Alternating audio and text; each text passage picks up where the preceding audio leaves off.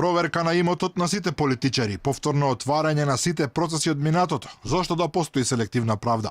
Лидерот на опозицијата Христијан Мицкоски во Отворено на Алфа порача дека е подготвен самиот да биде првиот политичар во Македонија на кој ќе му биде испитано целосното потекло на имотот, но дека потоа тоа треба да се направи со премиерот Заев како и со сите други политичари.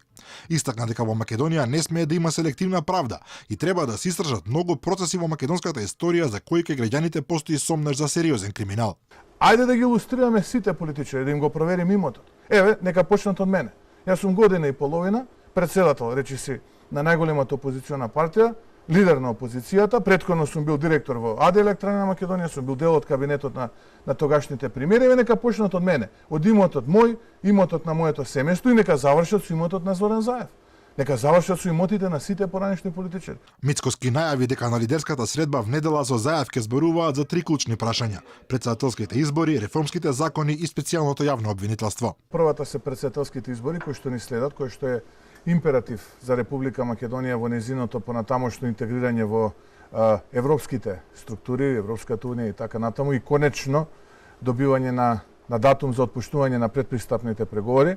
Вториот столб на кој што очекувам да разговараме, тоа е оној дел кој што се однесува на така наречените реформски закони, бидејќи до сега имаше меѓупартиски диалог, тимови работеа на оние закони кои што можеме да ги кажеме дека се дел од реформската агенда неопходна за добивање на датум за отпуштување на преговори. И третиот столб, предпоставуваме ова што вие кажавте, а тоа е судбината на тоа специјално јавно обвинителство. Според Мицкоски, фер избори се услов за утврдување дали Македонија е општество кое треба да биде дел од Европската унија.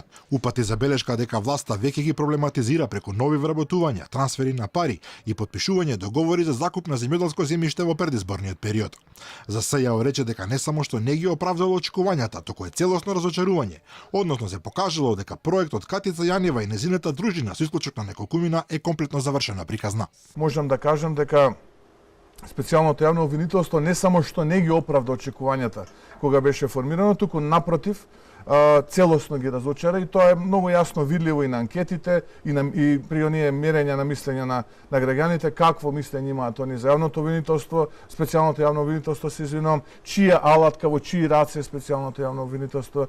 Мицкоски запраша како СДСМ ги уверува граѓаните дека го зачувале идентитетот кога ги менуваат имињата на 136 институции и дополни дека целата постапка околу името се водела екзибиционистички, а решението кое го испорача владата не ги заштити интересите на македонскиот народ и на граѓаните на Република Македонија. Појасни дека пред подпишувањето на Преспанскиот договор во Обединетите нации стоеше македонски народ, а не граѓани на Република Македонија, преведено на 6 јазици, и дека јазикот не беше со фуснota, туку беше запишан како македонски.